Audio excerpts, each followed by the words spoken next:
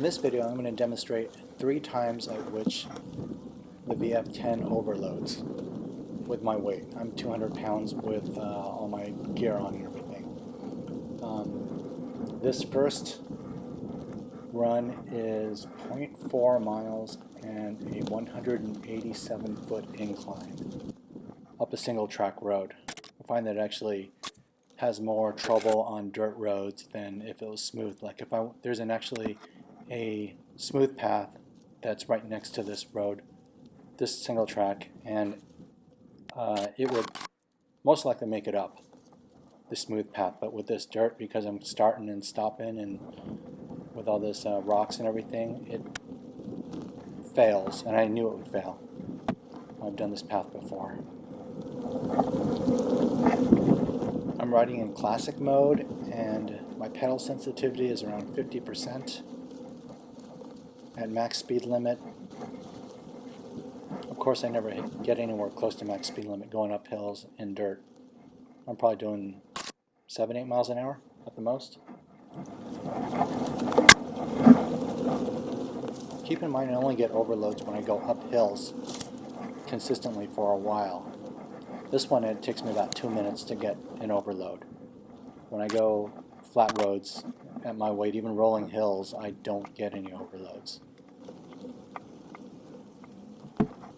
Looks like I run into some people over here. This is one of the things I don't like when I run into people or when I run into bikers. And I don't know what they're thinking when I'm passing them. I think it's either kind of cool, or they think how lazy I am because I'm riding an electric unicycle. But in any case, when I pass them and then it fails on me and they see it, it's kind of embarrassing.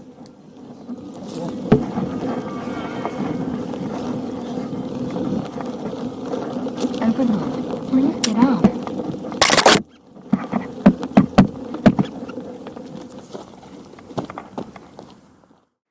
Every time the wheel overloads, before I turn off the wheel, I connect the app, and it reads 1383 max wattage and 133 degrees Fahrenheit.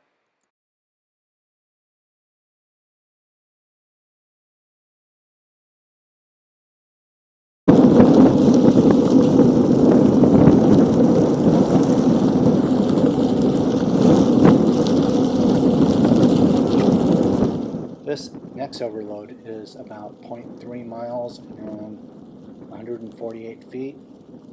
This first section is not very steep at all. It's the last 400 feet or so, which you'll see at the end of this. The first portion of it was only probably about 50 feet incline for this whole quarter-mile section.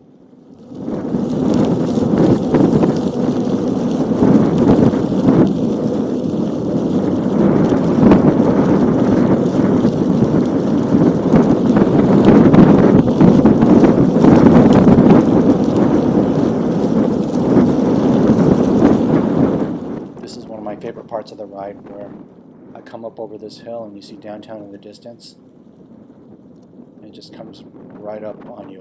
Although on this wide angle action camera it looks really far, it's not that far, probably about 5 miles down the road. And this is the hill that I'm going to climb, and that's the hill that I don't expect it to make it up there. Even I don't expect any wheel to make it up there with my weight. It's pretty steep. It's about 400 feet, I think, and a 100-foot incline. So I don't know what that is, but 4-to-1 ratio of height versus distance. Doesn't make it very far. I think I'll probably make it halfway up this hill.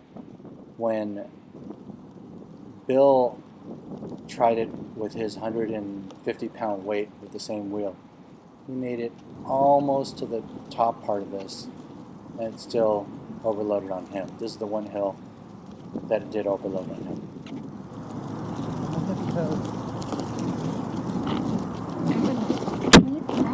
Overload.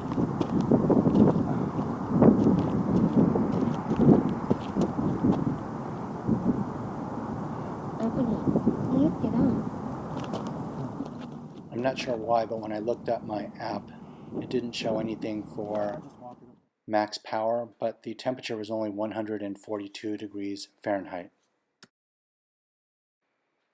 And here's the last ride, which this was weird because it seems to fail on me at the exact same point on this particular hill.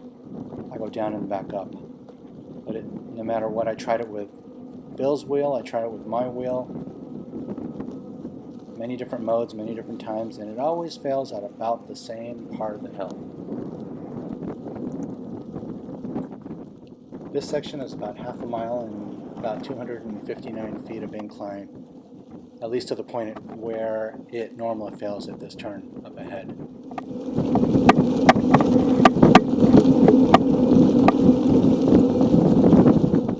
Given the specs of this wheel, a 2,000 watt wheel, it should make it up this hill with my weight. So I believe that it's a firmware upgrade that could fix this issue, and I really hope that InMotion will release an upgrade that will not be so overcautious with where it overloads. This is the part of the hill that gets a little bit steeper, and that's what usually does it for the wheel. At the end of most of these climbs, it gets a little bit steeper at the top, and it's always right there that it fails. And this is where this one fails. With the new firmware, it forces you to turn off the unit before it'll reset after an overload. In the past, all I had to do is just hit the switch to keep it from spinning, the anti-spin switch, and it will reset it.